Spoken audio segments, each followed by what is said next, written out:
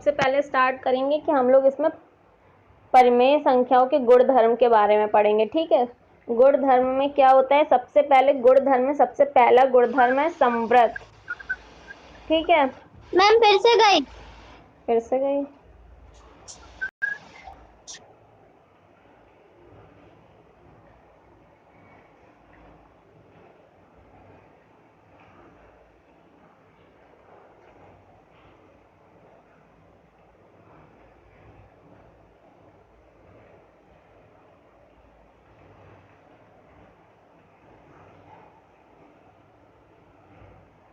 अब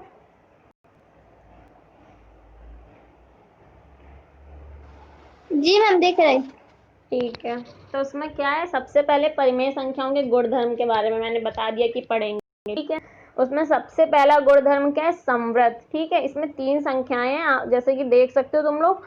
सबसे पहले पूर्ण संख्याएं हैं, फिर पूर्णांक है, फिर परिमेय संख्याओं। इन तीनों के गुणधर्म के बारे में पढ़ेंगे। और गुणधर्म किसमें पढ़ते हैं, जो मूल संक्रियाएं होती हैं। मूल संक्रियाएं भी 4 तरह की हैं, योग, व्यवकलन, गुणन, भाग। ठीक है, व्यवकलन वही है घटाना, जिसमें माइनस करते हैं घटाना, वही व्यवकलन लिखा हुआ है इसमें।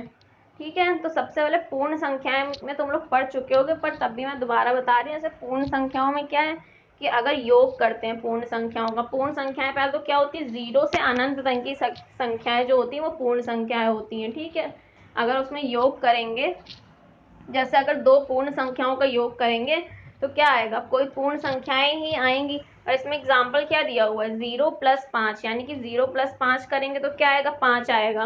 0 भी पूर्ण संख्या है, 5 भी पूर्ण संख्या है, और जो इसका उत्तर आया यानी 0 + 5 का योग करा, जो उत्तर आया 5, वो भी पूर्ण संख्या है। तो क्या हो गया कि दो पूर्ण संख्याओं का योग किया तो उत्तर भी पूर्ण संख्या आया। इसका मतलब क्या हुआ कि पूर्ण संख्याएं जो हैं योग के अंतर्गत समवृत हैं। ठीक है, लिखा हुआ है इसमें। ऐसे ही व्यवकलन है, व्यवकलन में क्या करेंगे, व्यवकलन में ये होगा, घटाते हैं तो अगर 5 में से 7 घटाया तो क्या हो जाएगा, उत्तर आ जाएगा -7। 5 में से 7 घटाने पे उत्तर -2 आ जाएगा। जब -2 क्या है, वो पूर्ण संख्या तो है नहीं, -2 पूर्णांक है और पूर्ण संख्या नहीं है। इसका मतलब क्या हो गया, अगर देखो 7 में से 5 घटाएंगे यानी बड़ी संख्या में से छोटी संख्या घटाते तो फिर तो उत्तर पूर्ण संख्या ही आता, पर अगर उसी जगह छोटी में से बड़ी घटा देंगे तो क्या आ जाएगा, आंसर माइनस में आ जाएगा, क्योंकि चिन्ह बड़ी संख्या का लगता है। तो आंसर माइनस में आ जाएगा यानी ऋणात्मक आ जाएगा, तो वो पूर्णांक हो जाएगा, फिर वो धनात्मक पूर्णांक हो जाएगा, फिर वो पूर्ण संख्या नहीं रहेगा। इसका मतलब क्या है कि जो व्यवकलन है वो पूर्ण संख्याओं के अंतर्गत समवृत नहीं है, यहाँ पे बगल में लिखा भी हुआ है।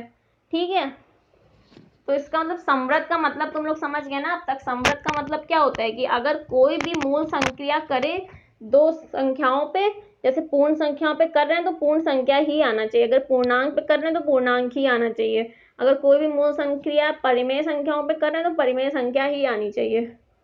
ठीक है, तो फिर मूल क्या बोलते हैं, समवृत यही होता है कि कोई भी संख्या समवृत है कि नहीं, और समवृत किसी भी मूल संख्या के लिए ही देखते हैं। जैसे इसमें हमने योग के लिए देख लिया, योग के अंतर्गत समवृत है। और व्यवकलन में देखा, क्या देखा कि 5 - 7 करेंगे तो -2 आ रहा है, इसका मतलब कि समवृत नहीं है। ठीक है, अब ऐसे ही गुणा करके देख लो। गुणे में क्या होगा, 0 × 3 करेंगे, 0 का 3 से गुणा करेंगे तो 0 आएगा, ये भी एक पूर्ण संख्या है। 3 का 7 से 7 गुणा करेंगे तो 21 आएगा, ये भी एक पूर्ण संख्या है। इसका मतलब क्या हुआ कि क्यों, क्योंकि कोई भी जितनी भी धनात्मक संख्याएं होती हैं वो सब पूर्ण संख्याएं होती हैं, या फिर 0 होती है तो 0 के साथ गुणा करेंगे तब तो 0 ही आ जाएगा, और 0 भी पूर्ण संख्या है। और ऐसे कोई 2 धनात्मक संख्याओं का गुणा करेंगे तो क्या होगा, धनात्मक संख्या ही आएगी। इसका मतलब क्या हो गया कि गुणा जो है वो पूर्ण संख्याओं के अंतर्गत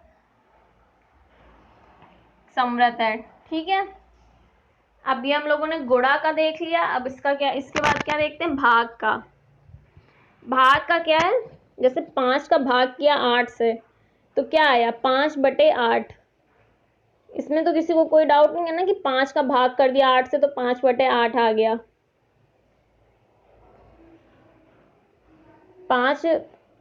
5 को अगर भाग करें 8 से तो उसको 5/8 भी लिख सकते हैं, ये पता है ना तुम लोगों को।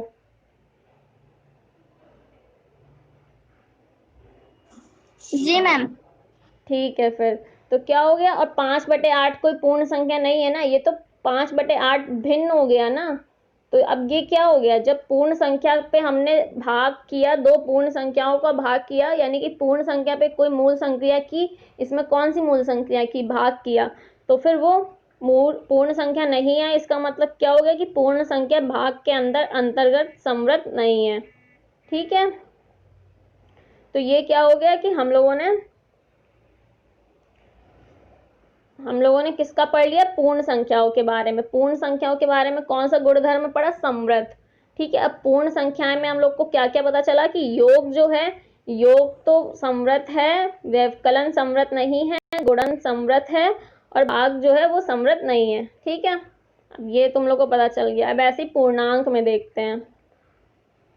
पूर्णांक में क्या करेंगे, सबसे पहले पूर्णांक में भी यही योग संक्रियाएं करके देखो। जैसे -6 + 5, -6 क्या है, एक पूर्णांक है, और 5 भी एक पूर्णांक है। इन दोनों को जोड़ेंगे, कल मैंने जोड़ने का बताया था कैसे जोड़ा जाता है। अगर एक धनात्मक पूर्णांक और एक ऋणात्मक पूर्णांक को जोड़ेंगे तो दोनों का अंतर लेते हैं, और चिन्ह किसका आता है, बड़ी संख्या का। तो इसमें एक धनात्मक पूर्ण संख्या है और पूर्णांक है, और एक ऋणात्मक पूर्णांक है। तो इन दोनों को जोड़ेंगे तो क्या हो जाएगा, अंतर लेना होगा। इनका अंतर करेंगे, 6 - 5 1 आ जाएगा, और चिन्ह लगाएंगे जो बड़ी संख्या, बड़ी संख्या इनमें से 6 है तो चिन्ह आ जाएगा माइनस का। तो क्या हो गया, -1। अब -1 भी एक पूर्णांक है, तो इसमें कोई डाउट नहीं है।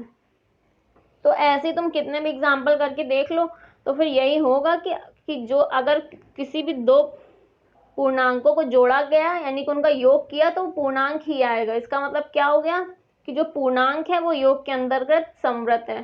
ठीक है, ऐसे ही योग का देख लिया, पूर्णांक के लिए ऐसे ही घटाने में देखेंगे। व्यवकलन लिखा हुआ है, इसका मतलब क्या है, घटाना, यानी 7 - 5 किया है तो 2 आ गया। ठीक है, और 5 - 7 करेंगे तो क्या आ जाएगा, -2 आ जाएगा, ये भी एक पूर्णांक है।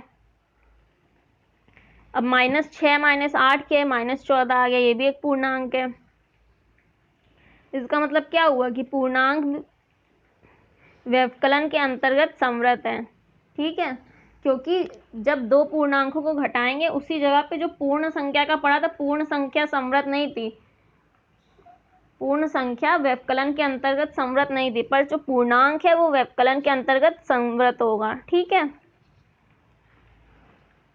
अब इसके बाद क्या आ गया, गुणा। गुणा करते हैं, जब दो पूर्णांकों का गुणा करेंगे तो भी हमेशा ही पूर्णांक ही आएगा। ठीक है, तो इससे हम लोग क्या पता चल गया, इस समय ये भी पता चल गया कि जो को एग्जाम्पल भी दिए हुए 5 × 8 = 40, और -5 × -8 करेंगे तो भी 40 आ जाएगा, और -5 × 8 करेंगे तो कितना आ जाएगा, -40 आ जाएगा, तो वो भी एक पूर्णांक होगा। तो यानी कि पूर्णांक गुणा के अंदर भी समृत है, और व्यवकलन के अंतर भी समृत है, और योग के अंतर्गत भी समृत है। ठीक है, अब भाग पे आते हैं। भाग में वही एग्जाम्पल लिया है जो उसमें लिया था पूर्ण संख्याओं में। इसमें भी क्या लिया, 5/8, 5 को 8 से भाग दिया तो क्या हो गया, 5/8। अब क्या हो गया, ये तो भिन्न हो गया, या फिर इसको परिमेय संख्या बोल सकते हैं। तब क्या हो गया कि जो भाग है, जब दो पूर्णांकों का भाग देंगे तो कोई ज़रूरी नहीं कि कोई पूर्णांक ही आए।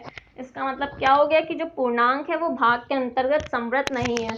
यानी कि पूर्णांकों में क्या देखा, पूर्णांकों में कौन कौन सी मूल संक्रियाएं समृत हैं, योग, व्यवकलन और गुणा, ये तीनों समृत हैं, बल्कि भाग समृत नहीं है। यानी कि अगर तीन, ये सब चीज़ें सत्य असत्य में पूछी जा सकती हैं, कि अगर तुम्हें दे दिया जाए कि दो पूर्णांकों का भाग करेंगे तो एक पूर्णांक ही आएगा, तो ये क्या हो जाएगा, असत्य होगा, क्योंकि ज़रूरी नहीं कि पूर्णांक आए, क्योंकि जो पूर्णांक है वो भाग के अंतर्गत समृत नहीं है, तो इसलिए कोई ज़रूरी नहीं कि पूर्णांक ही आएगा। ठीक है, तो अभी हम लोगों ने किसका पढ़ लिया, पूर्णांक और पूर्ण संख्याओं का पढ़ लिया। पूर्ण संख्याओं में क्या था, पूर्ण संख्याओं में ये था कि भाग और व्यवकलन जो था वो समृत नहीं था, बाकी योग और गुणा समृत था। और इसी जगह पे पूर्णांक में क्या था, सिर्फ भाग समृत नहीं था, बाकी की तीनों मूल संक्रियाएं समृत थी। अब परिमेय संख्या में देखते हैं क्या होता है। सबसे पहले तो इसमें दिया हुआ है कि परिमेय संख्या किस रूप में लिखी जाती, p अपॉन q के रूप में लिखी जाती है, ठीक है, जहाँ पे p और q पूर्णांक होता है और q जो होता है वो 0 के बराबर नहीं हो सकता है, ठीक है, वरना वो अपरिभाषित हो जाता है अगर q 0 हो गया। अब कुछ उदाहरण दिए हुए हैं परिमेय संख्या के, जैसे -2/3 और 6/7, ये सब परिमेय संख्या है, ठीक है। अब इसमें क्या है, और देखो जो ऐसी संख्याएं होती हैं जैसे 0, -2 और 4, ये क्या तुम लोगों को क्या लगता है कि ये परिमेय संख्या होंगी कि नहीं? ये भी परिमेय संख्या होंगी। क्यों? क्योंकि इन्हें भी p अपॉन q के फॉर्म में लिखा जा सकता है। जैसे 0 को क्या लिखा जा सकता है?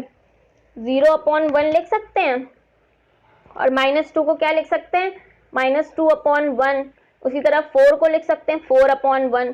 तो इनको भी p अपॉन q के रूप में लिखा जा सकता है। इसलिए ये 0, -2, 4 यानी कि जो भी पूर्णांक होते हैं ना, और जो पूर्ण संख्याएं होती है, वो सब भी परिमेय संख्या के अंदर ही आती हैं, ठीक है।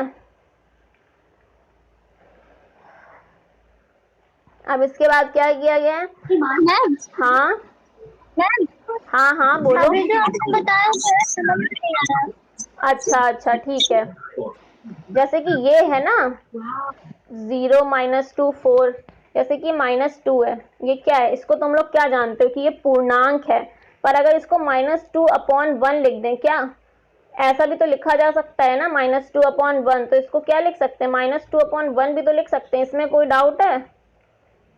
बताओ।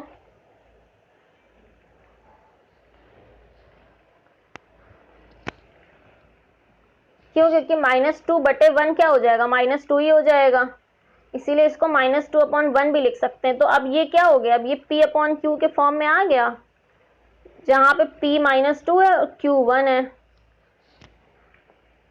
इसी तरह और भी संख्या जैसे 0 है, 0 को क्या लिख सकते हैं? 0 को 0/1।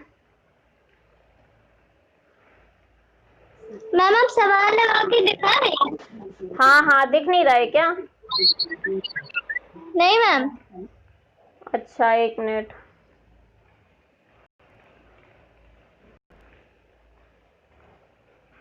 इसमें तो शो कर रहा है, और दूसरा कौन है उसको दिख रहा है?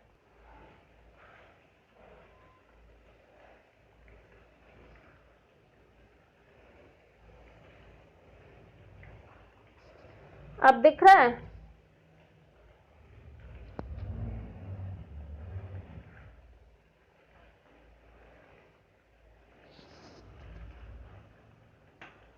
अब बताओ, अब दिख रहा है? मैम पहले वाली स्क्रीन दिख रही है जो पहले थी, संख्या और टिप्पणी जो चार्ट ऐसा बना था। अच्छा, तो नेट स्लो चल रहा होगा, थोड़ी देर में अपडेट होगा।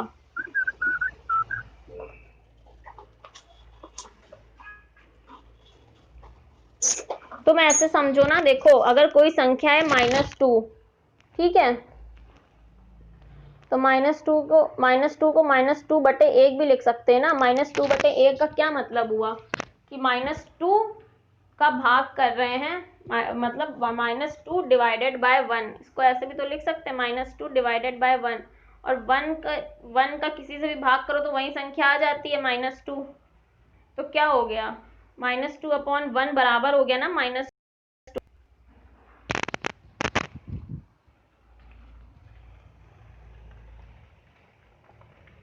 स्क्रीन दिख रही है अब कि नहीं दिख रही है?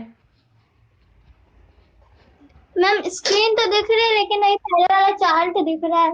हाँ अच्छा, तुम कौन बोल रहे हैं अभी? मैम दिशा। अच्छा सुहानी, तुम्हें दिख रहा है?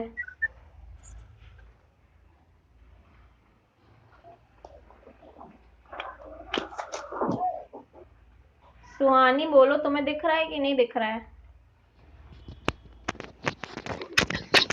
मैम वही वाला चार्ट दिख रहा है। अच्छा पता नहीं, एक मिनट रुको देखती हूँ।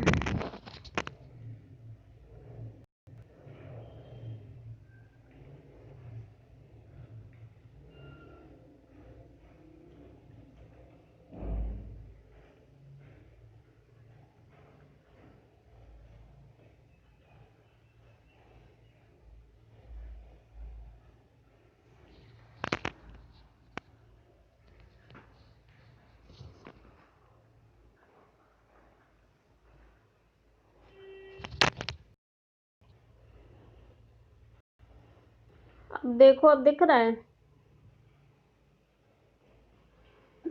मैम अभी दिखा था फिर से चला गया। मैम दिख रहा? दिख गया ना? जी मैम। ठीक है, अब क्या है इसमें, जैसे कि मैंने क्या बताया अभी तुम लोगों को कि जो पूर्णांक संख्याएं होती है, जैसे -2, उसको मैंने यहाँ पे क्या लिखा हुआ, -2/1। -2/1 का क्या मतलब हुआ, -2 डिवाइडेड बाय 1। ठीक है, ये दिख रहा है? और इसको माइनस किसी भी संख्या में 1 का भाग देंगे तो कितना आएगा, -2 ही आएगा। यानी कि -2 बराबर होता है ना -2/1 के, यानी कि -2/1 बराबर होगा ना -2 के। तो ये इसको भी तो -2/1 लिखा है, इसको -2 को, तो ये कौन सा फॉर्म हो गया, P/Q का फॉर्म हो गया ना। यानी कि क्या हो गया कि ये P/Q फॉर्म हो गया, तो ये भी परिमेय संख्या ही तो हुई, -2 भी। समझ गई अब?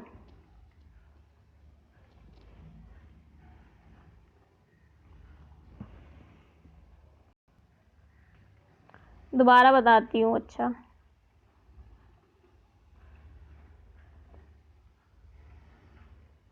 परिमेय संख्या होने के लिए क्या होना चाहिए, P/Q का फॉर्म होना चाहिए। ठीक है, और ये जो -2 है, -2 को हम -2/1 लिख सकते हैं। तो इसका मतलब क्या हो गया, यहाँ पे P -2 है और Q 1 है, P/Q का फॉर्म हो गया। -2 को -2/1 कैसे लिख सकते हैं, मैं ये बता रही हूँ क्यों। -2/1 लिखा है, इसका मतलब क्या हुआ, -2 को भाग दिया है 1 से। तो अब ये क्या हो गया, किसी भी संख्या को 1 से भाग देते तो क्या होता है, वही संख्या वापस आ जाती है, ये तो पता होगा, जैसे -2 ही आ जाएगी। ये -2 है और ये -2/1 है। अब ये तो समझ गया ना कि -2/1 और -2 दोनों बराबर हैं। जब -2/1 और -2 दोनों बराबर हैं तो इसका मतलब क्या हुआ कि -2/1 के बराबर है, और -2/1 को हम लोग P/Q के फॉर्म में लिख सकते हैं। और P/Q के फॉर्म में जो भी संख्याएं लिखी जा सकती है उनको क्या बोलते हैं, परिमेय संख्या। और यहाँ पे P/Q के फॉर्म में लिख दिया गया जब -2 को, तो ये परिमेय संख्या हो गई कि नहीं, बताओ अब समझ में आया कि नहीं? जी मैम। ठीक है,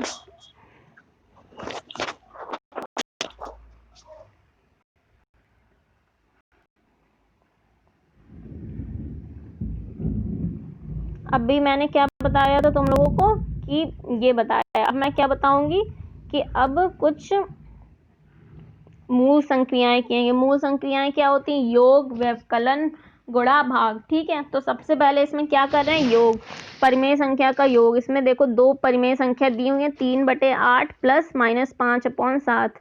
सबसे पहले तुम लोग को ये पता है कि कैसे सॉल्व किया जाता है, योग कैसे किया जाता है, इन्होंने वैसे ही योग किया है। पहले 7 और 8 का एलसीएम लिया, 56 आ गया। फिर उसके बाद जैसे सॉल्व करते हैं, सॉल्व किया और आंसर आ गया। योग करने पे आंसर कितना आ रहा है, -19/56। ये तुम लोग अपने आप से करके देखना, ठीक है, योग करने पे। फिर उसी की जगह -3/8 प्लस -4/5 किया।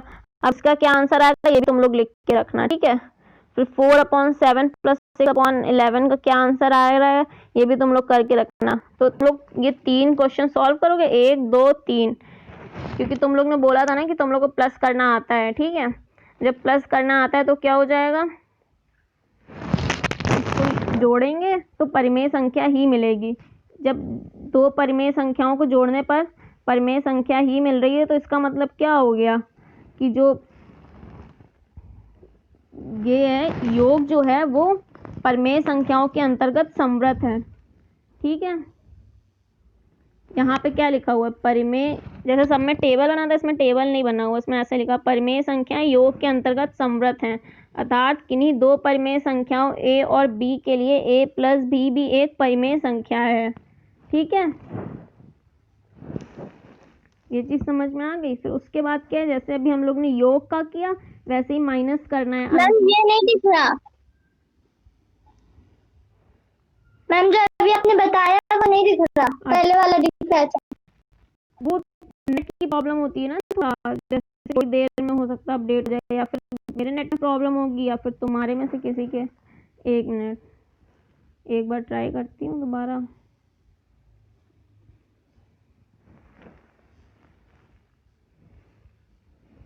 अब बताना, अब दिख रहा है?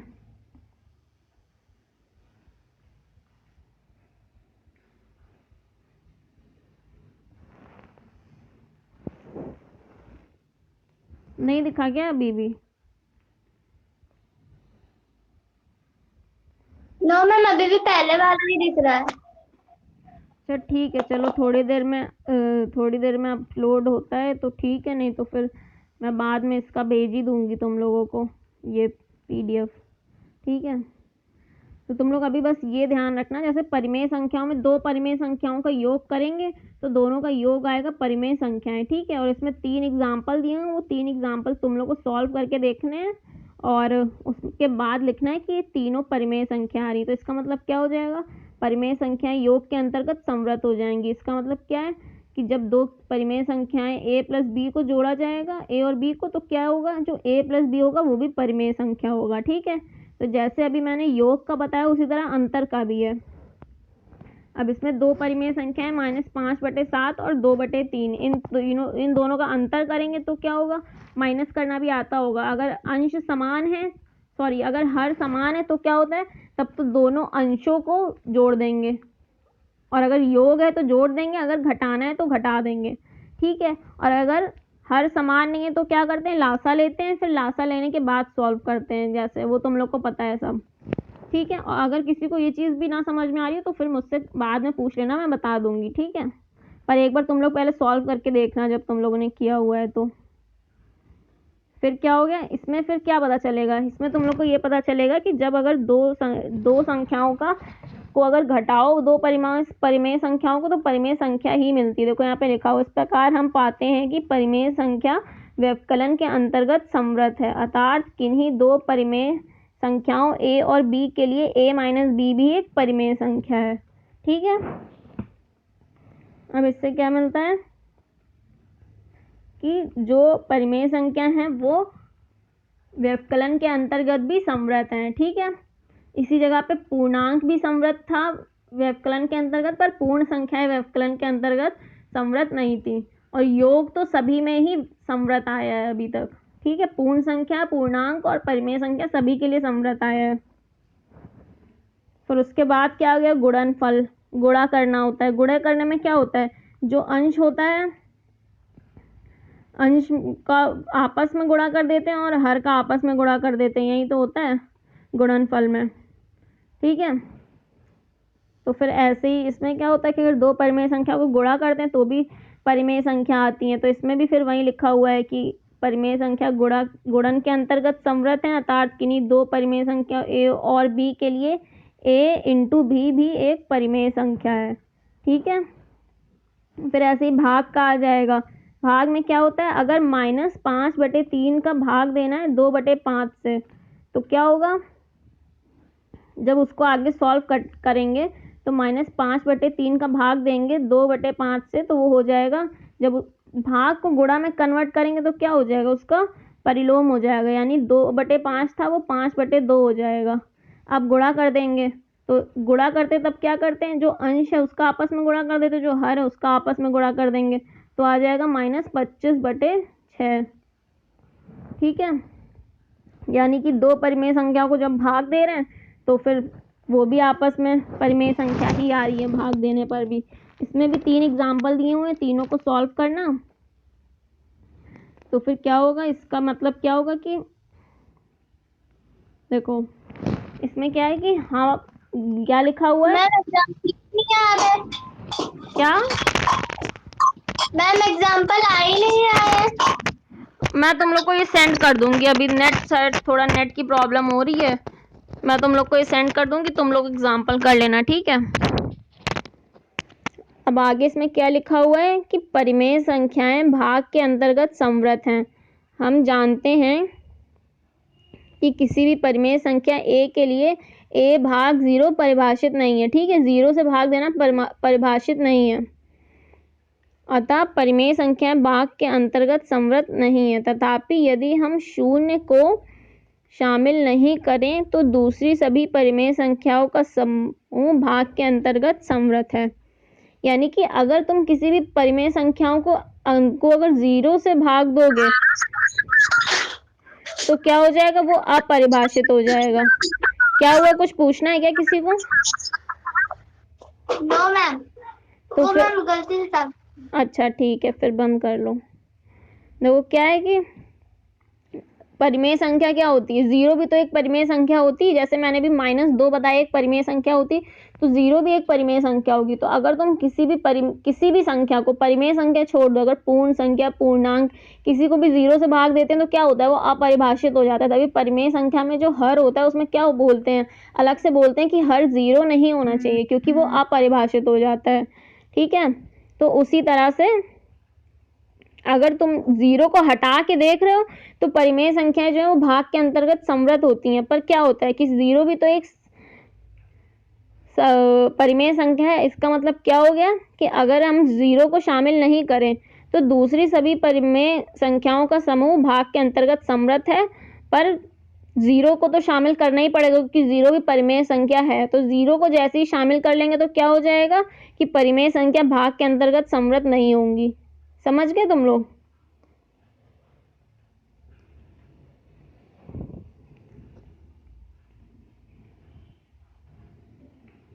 अब मैम स्क्रीन पे कुछ दिख नहीं रहा, देख के बिना समझ में भी नहीं आता। अच्छा, एक मिनट मैं दोबारा ट्राई करती हूँ।